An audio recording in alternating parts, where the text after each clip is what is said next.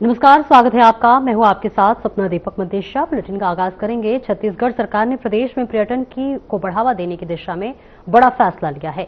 सरकार ने राज्य भर में 78 पर्यटन स्थलों के विकास को मंजूरी दी है और इसी कड़ी में बीजापुर जिले के लिए भी अच्छी खबर सामने आई है, जहां 4 पर्यटन स्थलों को स्वीकृति मिली है।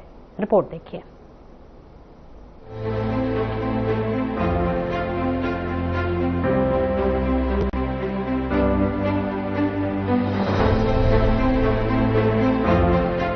छत्तीसगढ़ सरकार की नई पर्यटन विकास योजना से बीजापुर जिले को बड़ी सौगात मिली है। जिले के 4 प्रमुख पर्यटन स्थलों के विकास को मंजूरी मिलने से अब स्थानीय लोगों को घूमने के लिए बाहर नहीं जाना पड़ेगा। सरकार का यह कदम न सिर्फ पर्यटन को बढ़ावा देगा बल्कि ग्रामीण अर्थव्यवस्था को भी मजबूती देगा। बीजापुर जिला अपनी प्राकृतिक सुंदरता के लिए माना जाता है। यहाँ की घाटियाँ, जंगल और प्राकृतिक पर्यटन स्थल अब आधुनिक सुविधाओं के साथ विकसित किए जाएंगे। इससे पर्यटकों की संख्या बढ़ेगी और स्थानीय युवाओं के लिए रोजगार के नए अवसर पैदा होंगे। बीते दिनों उप मुख्यमंत्री विजय शर्मा बीजापुर पहुँचे, जहाँ उन्होंने नब्बी पर्यटन स्थल का उद्घाटन किया। इस मौके पर उन्होंने कहा कि सरकार का लक्ष्य बस्तर और बीजापुर जैसे क्षेत्रों को पर्यटन के नक्शे पर प्रमुख स्थान दिलाना है। यह बीजापुर जिले के लिए ऐतिहासिक दिन है। बीजेपी सरकार पर्यटन के माध्यम से स्थानीय समुदाय, खासकर हमारे आदिवासी भाइयों को सशक्त बना रही है। आने वाले समय में इसका बड़ा लाभ जिले को मिलेगा। साथ ही पर्यटन स्थलों के विकास से होटल, गाइड, परिवहन और छोटे व्यवसाय को भी बढ़ावा मिलेगा। इससे बेरोजगार युवाओं को अपने ही जिले में काम मिलने की उम्मीद है। इस मौके पर बीजेपी जिला अध्यक्ष ने हर खबर की टीम से विशेष बातचीत में कहा कि यह विकास जिले के लिए मील का पत्थर साबित होगा। अध्यक्ष ने जोर देकर कहा कि बीजेपी सरकार पर्यटन के माध्यम से स्थानीय समुदाय, खासकर आदिवासी भाइयों को सशक्त बना रही है। बीजापुर जिले के बीजापुर के स्थानीय पर्यटनों के लिए बहुत बड़ी खुशखबरी है। खबरी ये है कि बीजापुर में 4 पर्यटनों को सरकार ने स्वीकृति दे दी है बेहतर बनाने के लिए, और कई लागतों से बनने जा रहा है।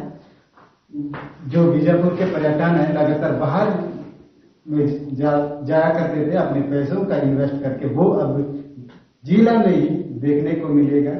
जितने भी पर्यटन हमारे साथ बीजापुर जिला के बीजेपी के जिला अध्यक्ष जुड़े हुए हैं, उनसे बातचीत करते हैं कुल कितने पर्यटन बन रहे हैं, उससे यहाँ के स्थानीय लोगों को क्या लाभ मिलने वाला है, और जो बाहर जाते थे वो यहाँ पे मिलने जा रहे तो कितने यहाँ के लोगों में खुशी होगा। सर, सबसे पहले आप हमारे चैनल में आपका बहुत बहुत स्वागत है। धन्यवाद। आप लोग को भी मुझे चैनल में बुलाने के लिए बहुत बहुत धन्यवाद। सर, बीजापुर जिला में जिस प्रकार पर्यटन लगभग 4 का जो उद्घाटन, एक का उद्घाटन हुआ है और बाकी बनना बाकी, यहाँ के पर्यटन बनने से यहाँ के लोगों के लिए कितना लाभ मिलने वाला है, और जो पर्यटन लगातार बाहर जाते थे उनके लिए क्या लाभ पहुंच रहा है? इसके लिए तो सबसे पहले मैं पुलिस प्रशासन और ग्रामीणों को बहुत बहुत धन्यवाद देना चाहता हूँ। उनकी मंशा और पुलिस के सहयोग से जो हमारे क्षेत्र में जलप्रपात और बहुत से ऐसे पर्यटन क्षेत्र थे जो कहीं ना कहीं यहाँ से लोगों को देखने तक को नसीब नहीं था, लेकिन अभी जैसे जैसे नक्सलवाद खत्म होते जा रहा है तो ऐसे ऐसे यहाँ के पर्यटन सामने देखने को मिल रहे हैं। नंबी जो इतनी ऊपर से पानी गिरती है, ये कल्पना था, लेकिन मैंने स्वयं जाकर के देखा। जिस दिन वहाँ के पर्यटन के लिए भूमि पूजन किए गए थे, हमारे परम आदरणीय गृहमंत्री जी भी आए थे। मुझे लगा कि ऐसे पर्यटन हमारे हृदय स्थल में होने के बावजूद भी हम लोग से वंचित थे। सरकार ने अपनी मंशा जाहिर करते हुए इन नंबी, नीलमसराई और नीलमड़गू जैसे बहुत सारे हमारे बस्तर के हृदय स्थलों में बैठे हुए वाटरफॉल है, उनको पर्यटन की दृष्टि से कैसे यहाँ के स्थानीय बेरोजगारी दूर हो, उस ग्राम पंचायत में वहाँ के ग्राम पंचायत की आय कैसे बढ़े, इसको लेकर के सरकार ने अपनी मंशा जाहिर की और अति शीघ्र इन पर्यटनों को बढ़िया बेहतर तरीके से बनाने की उन्होंने घोषणा की और मंशा अपने साफ जाहिर की। सर, लगातार यहाँ के स्थानीय जो बीजापुर के पर्यटन है वो बाहर जाया करते थे अपने पैसे इन्वेस्ट करके। अब बाहर के लोग बीजापुर में आएंगे, इसको लेकर आते हैं। स्वाभाविक है, यहाँ अगर पर्यटन चालू होंगे तो स्थानीय स्तर के लोग जाएंगे, पैसे भी बचेंगे। देखने को बाहरी चीजों से अच्छा यहाँ है, यहाँ देखने को मिलेगा। इससे यहाँ की जो स्थिति है और यहाँ की जो बेरोजगारी है कहीं ना कहीं कम होगी। वहाँ जो गाइड के रूप में काम करेंगे, वहाँ अपना टूरिज्म के लिए जो अपना शेड बनाएंगे, वहाँ बम्बू राफ्टिंग के लिए, ऐसे सब चीजें स्थानीय स्तर पे होगा तो यहाँ बहुत ही अच्छा होगा और यहाँ के पर्यटन यहाँ देखेंगे, साथ ही बाहर के लोग भी आएंगे। सर अभी जो नंदी का जो पर्यटन बन है या उसका उद्घाटन भी हुआ, कुल कितना लागत का होगा?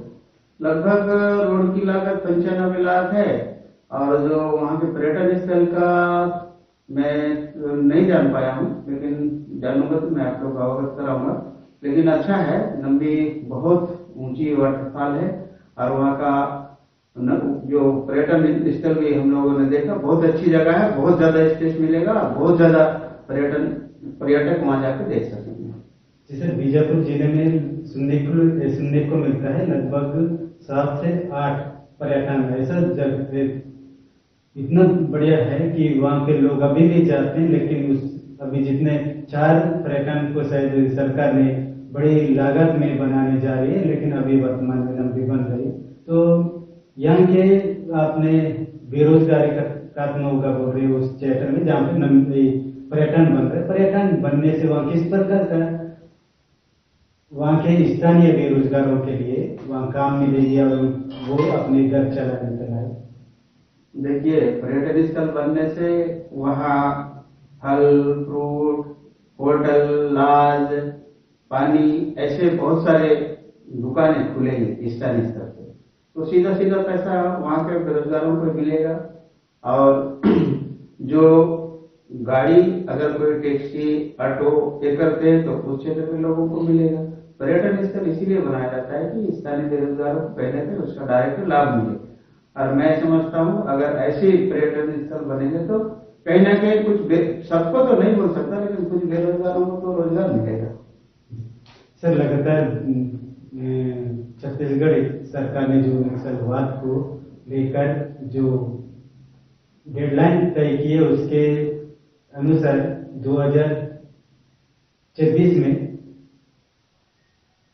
नक्सलवाद को खत्म करने का जो डेडलाइन है उसके लिए जैसे जैसे नक्सली विकास में उठते जा रहे वैसे वैसे एक से एक पर्यटन भी दिख रहे हैं, जिससे यहाँ के स्थानीय लोगों को किस प्रकार वहाँ पे बाहरी लोग आएंगे और यहाँ के स्थानीय लोगों में जो उत्साह किस प्रकार दिखेगा। देखिए, अब नीलमसराय की बात करते हैं।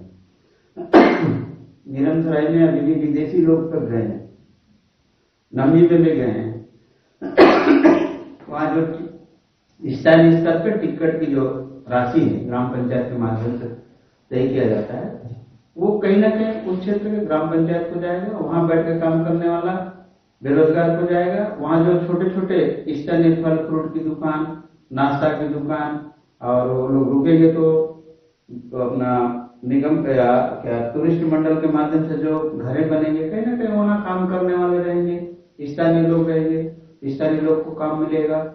रही बात नक्सलवाद की, तो नक्सलवाद का लिए हमारे जो परमादरणीय गृह मंत्री जी ने जो डेडलाइन 2026 मार्च तक का किया है, मैं समझता हूँ 2026 मार्च से पहले नक्सलवाद खत्म होगा, क्योंकि नक्सलवाद की जो रीढ़ की हड्डी था वो लगभग टूट गया है।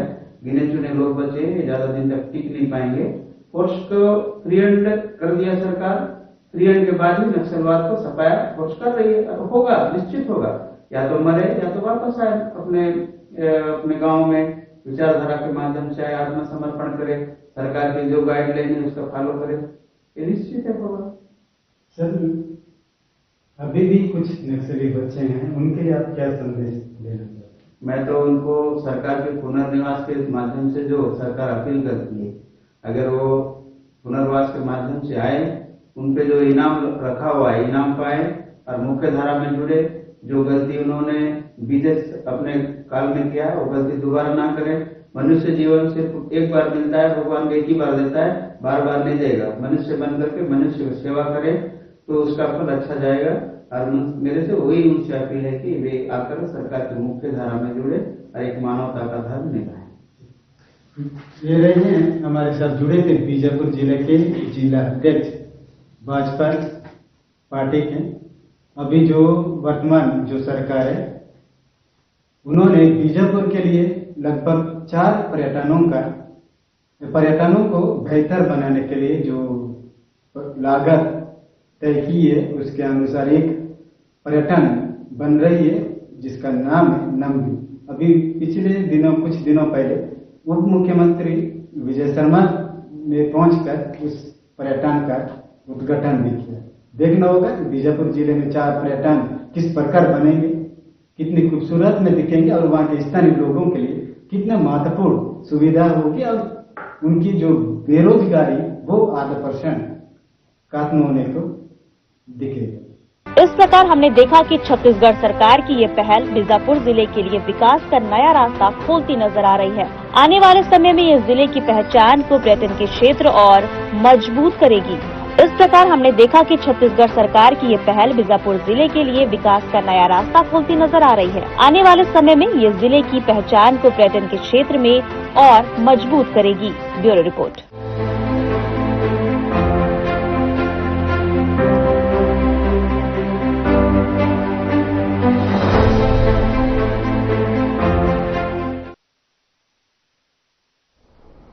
छत्तीसगढ़ में बीजेपी सरकार के 2 साल पूरे हो गए हैं, जिसे लेकर कांकेर विधायक आशाराम नेताम ने सरकार के किए कार्यों को बताया। रिपोर्ट देखिए।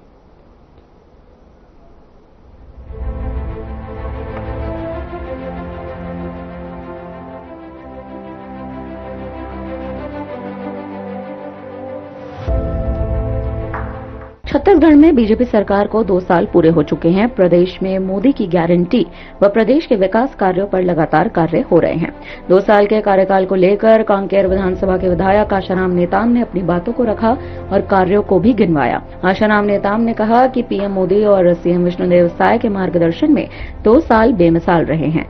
जनता की मांगों और समस्याओं पर पूरी तरह से कार्य किया गया है और आने वाले समय में भी बेहतर कार्य किया जाएगा। छत्तीसगढ़ में जो विधायक चुन के आए उनका 2 साल का कार्यकाल पूर्ण हो चुका है और इन 2 सालों में क्या कुछ उपलब्धि रही है, किस तरह से 2 साल बीता, इन तमाम बातों से बात करने के लिए हमारे साथ कांकेर के लोकप्रिय विधायक आशाराम नेताम जी उनसे बात करेंगे।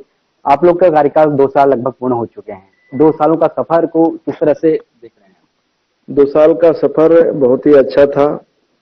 पहले तो कैलेंडर नववर्ष की ढेर सारी बधाई एवं शुभकामनाएं देता हूं।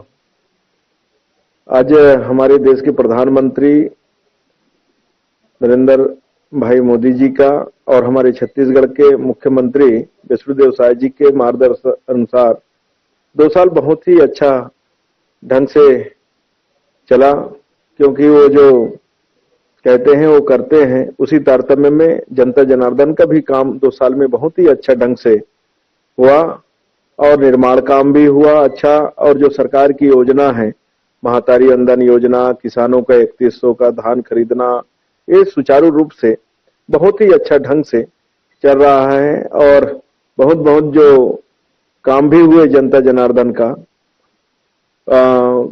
जैसे उनकी किसान सम्मान निधि है उनका भी पूरा हुआ और किसानों को जो 2 साल का बोनस देने का था वो भी किसानों का 2 साल का बोनस मिला। इससे 2 साल की उपलब्धि बहुत ही अच्छा ढंग से, गरिमा ढंग से बीता और आगे की भी जो है 3 वर्ष अच्छा चलेगा, ऐसा जनता जनार्दन के सहयोग और उनकी अपेक्षा से मैं आश्वस्त करता हूं। जी, आपके विधानसभा क्षेत्र में जो आपके विधानसभा क्षेत्र के लोग हैं उनको भी आपसे काफी उम्मीदें हैं कि क्षेत्र में लगातार विकास कार्य हो और जैसे कि जो उनकी आवश्यकताएं होती हैं, मांगे होती हैं, उनको आप तक पहुंचते हैं, कार्यालय में आप तक संज्ञान में रखते हैं, मांगे भी रखते हैं। लोगों को अपेक्षाएं आपसे बहुत ज्यादा, क्योंकि मैं गांव में निवासरत रहता हूं तो गांव में हर कोई आता है, अपना समझ के आता है और मैं उनको भी अपना परिवार, अपना बेटा, अपना भाई समझता हूं।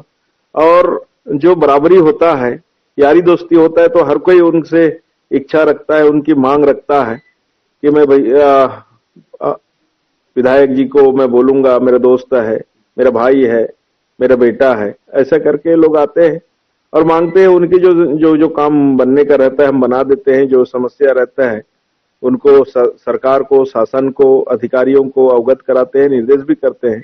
और आज काम हो ही रहा है और नहीं होता है उसमें फिर दोबारा आते हैं, फिर उसमें हम लोगों ने पूछते हैं कार्यकर्ता के माध्यम से, हमारे जो संगठन के अध्यक्ष हैं, महामंत्री हैं, उनके माध्यम से भी करके हम काम कराने के प्रयास में तत्पर रहते हैं और काम हो रहा है, ऐसा मुझे महसूस है।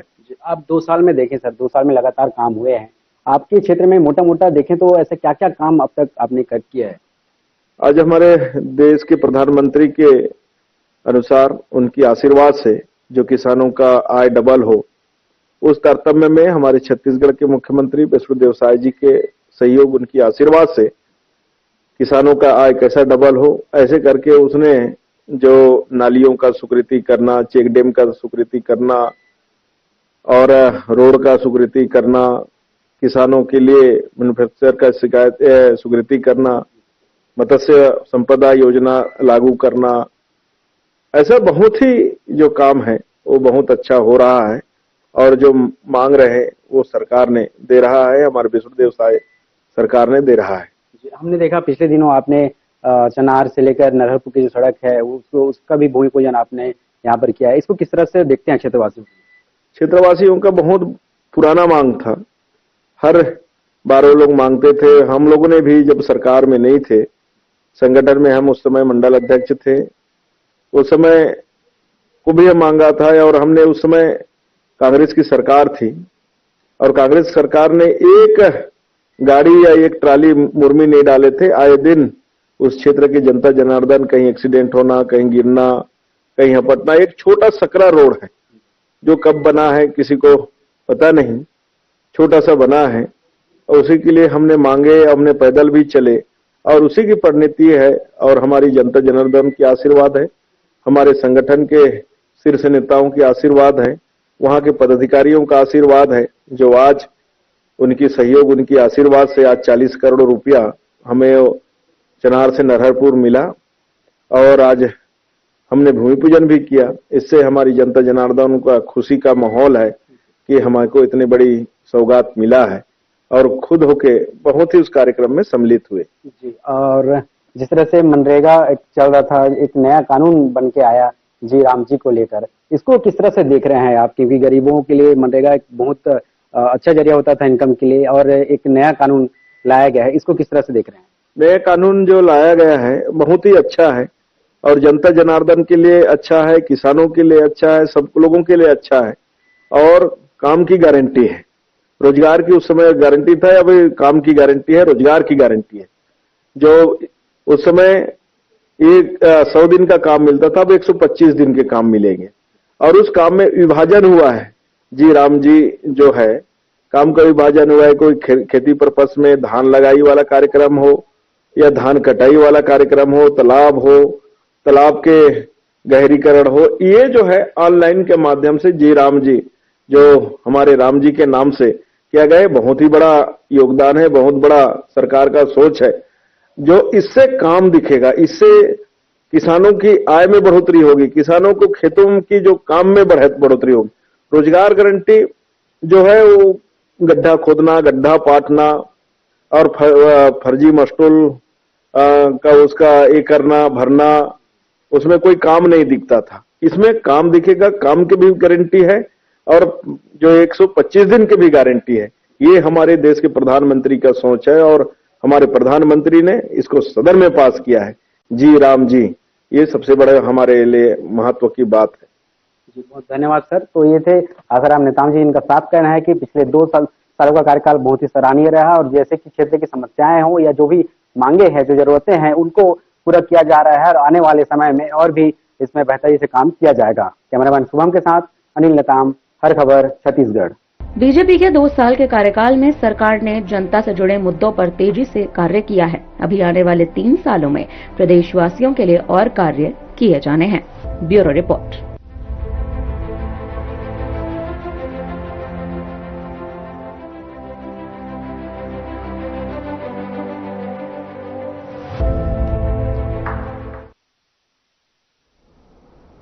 मध्य प्रदेश की भांडेर सीट से कांग्रेस विधायक फूल सिंह बरैया एक बार फिर अपने विवादित बयानों से सुर्खियों में हैं।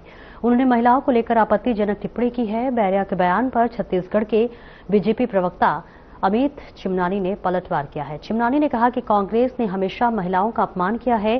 कांग्रेस विधायक का ये बयान बेहद निंदनीय है और दुर्भाग्यजनक से अभी तक इनके ऊपर कोई कार्रवाई नहीं की गई है। इसका मतलब कांग्रेस इसको अपना अधिकृत बयान मानती है। कांग्रेस ने हमेशा महिलाओं का अपमान किया है, उनके खिलाफ बेहद विवादास्पद टिप्पणियां की हैं, उन्हें नीचा दिखाने का काम किया। कांग्रेस विधायक का यह बयान बेहद ही निंदनीय है, दुर्भाग्यजनक है। उन्होंने एससी, एसटी, ओबीसी महिलाओं के लुक्स पर टिप्पणी की है। उन्होंने हिंदू सनातन धर्मों के ग्रंथों को अपमान करने वाली बात की है। कांग्रेस पार्टी ने अभी तक उनके ऊपर कोई कार्रवाई नहीं की है। इससे साबित हो रहा है कि कांग्रेस पार्टी इस बयान को अपना अधिकृत बयान मानती है और छत्तीसगढ़ के भी जो कांग्रेस के नेता हैं उन्होंने भी उनके इस बयान का खंडन नहीं किया। इससे ये बात स्पष्ट हो गई है कि ये कांग्रेस पार्टी समर्थित बयान है।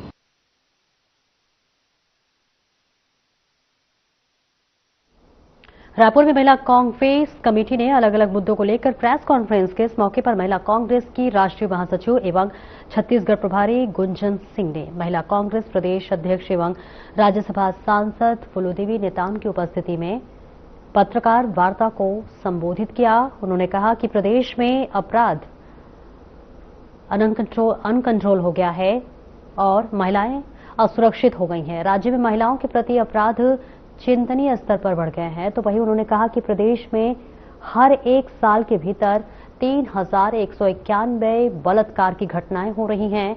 बस इस हिसाब से रोज प्रदेश में 8 से 9 केस सामने आ रहे हैं। राजधानी में 9 साल के बच्चे के साथ दुष्कर्म की घटना मन को झकझोर देती है। उन्होंने प्रेस कॉन्फ्रेंस में बताया कि कोरबा में एक युवती का धारदार हथियार से गला रेत दिया जाता है। प्रदेश में महिलाओं को भयमुक्त सुरक्षित जीवन नहीं मिल रहा।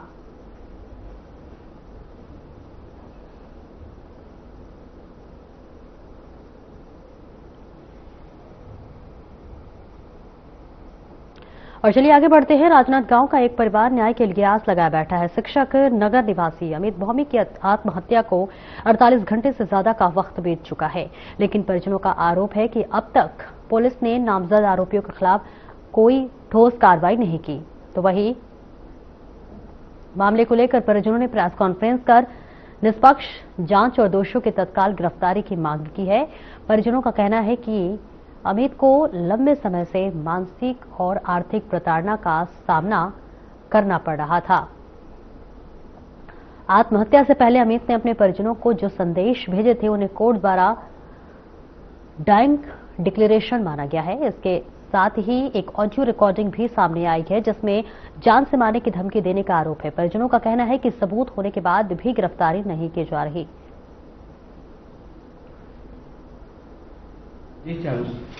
मेरा नाम मुनमुन पोरिया है। मैं अपने भाई के आत्महत्या केस के लिए यहाँ पे आई हूँ, जिसकी अभी तक कोई सुनवाई नहीं हो रही है। हमको न्याय नहीं मिल रहा है।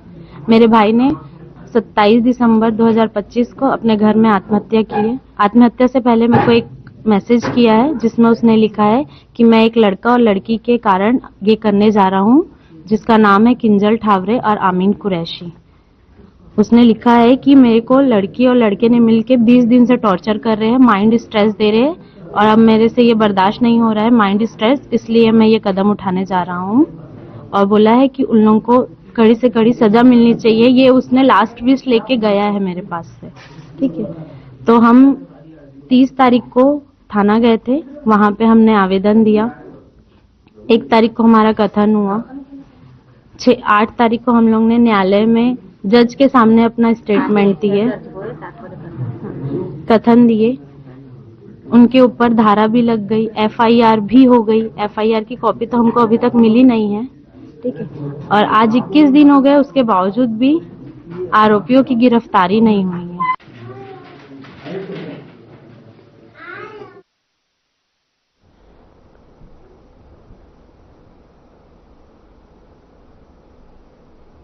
फिलहाल इस बुलेटिन में इतना ही। नमस्कार।